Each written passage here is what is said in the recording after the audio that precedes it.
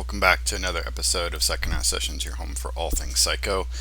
Today I'm going to take a look at Tony McMillen's ATTABOY. Not going to go all the way through it. Any books that I believe that creators can profit off of now, especially if it's a cartoonist creator in the sense that they do all the work, the writing, the drawing, everything. Um, you know me, guys. I don't like to go through the book because I don't want to spoil it. I want you to go out and buy it, and this is definitely one. Got this really good rendition of ATTABOY. Tony McMillen, creator of Serious Creatures, Lumen, really well known in the independent comics community for his very distinct style. It's a very interesting style because it's a style that is very simple but yet very dynamic, fluid, and that I don't think anybody could pull off the way that he does.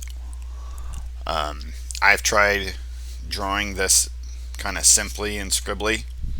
It just doesn't work. I've seen other people try to do it. It doesn't work. It takes a very distinct person, because I think he kind of knows what he's doing, and it's his flow. It's his style. It's just unique. Love Tony McMillen. He's also an author of novels and musician, all around Renaissance guy, and just a really nice guy too. Like legit nice guy. He really likes to hold up other people as well as, is really good about promoting his own work. So ATTABOY came out as a standalone book at first. It came out as a sort of Kickstarter that he did, and I think it was in a larger magazine size format.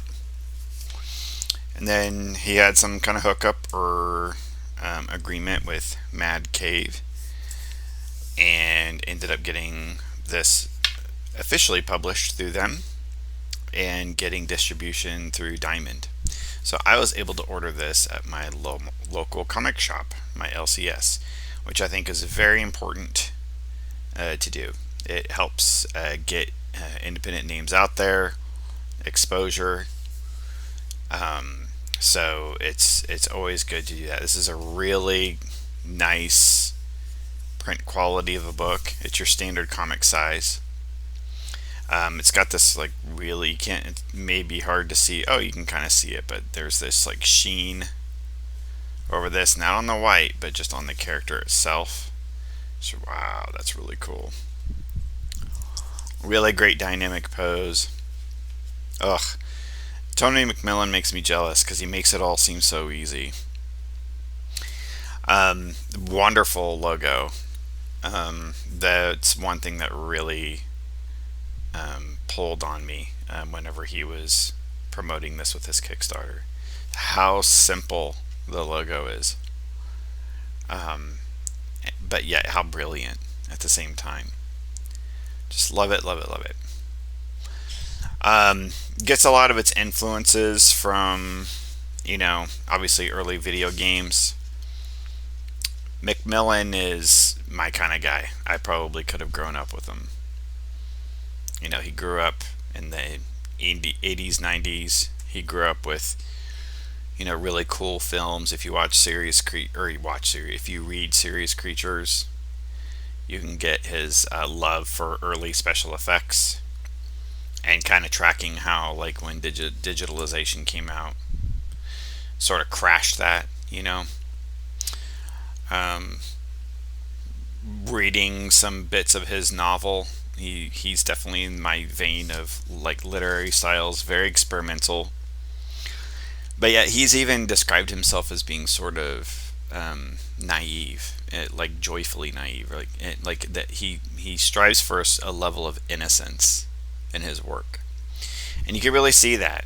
You see a lot of Mega Man, Astro Boy influences in this book. And one thing I actually have looked at in his books before, and designing my own, is his level of design, his capabilities. the way he can create a very simple image and make it so epic. The way he lays it out on the page, the way he utilizes his coloring. Things aren't necessarily colored in as so much as he creates a kind of tone or a mood with this coloring. Again, complete simplicity. It ties in very directly to the story, to the plot. Love it. So, the basic premise. There was a video game from when I was a kid that no one else seems to remember. And that starts it off. It's this, and this isn't like a true story, perchance. He liked the idea of this. Really good interview with him on Michael Fitzgerald Troy's channel, where this didn't actually happen to him, but he always thought it would be an intriguing idea if there was this video game that existed that nobody remembers, and it kind of walks through that hallucinatory game system. So he kind of made up the game system style, and then kind of walks through like what the game is. Again, some sort of Mega Man, Astro Boy kind of character ATTABOY is. And kind of talks through a little bit of like his early years as well, like trying to remember it, and the format of the game, the story behind it. There's this like scientist kind of character that creates him. There's this other secondary character that looks a lot like Mega Man, or not Mega Man, ATTABOY. This isn't anything like Mega Man. It just uses like the Mega Man idea as a template. Yeah, and just kind of goes deep into it. Motherboard is the main villain. And again, the design of his layouts, like everything means something in what he's doing. This may look like, oh, he just did this real quick, but when you read his work, you find like every image really, like he's taking a lot of serious thought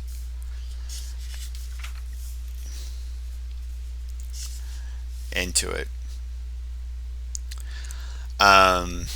Incredible. So yeah, that kind of gets into the backstory a little bit and starts actually like even walking through the game itself and what it means.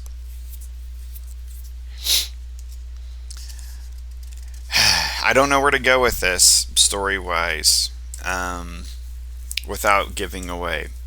This story is not what it seems. That's what I'll say. It's not what it seems at all. The story actually ended up becoming, it's still fun, it's still like engaging and action packed, but it became really deep, and really introspective into the nature of self, especially in this age of AI and digitalization of culture. And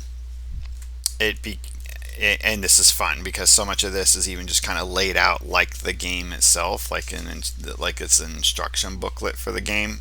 So much fun. So it's kind of built, the whole thing's kind of built and structured in that way. Love it. And then even like going through like the levels of the game, very in that kind of sequential.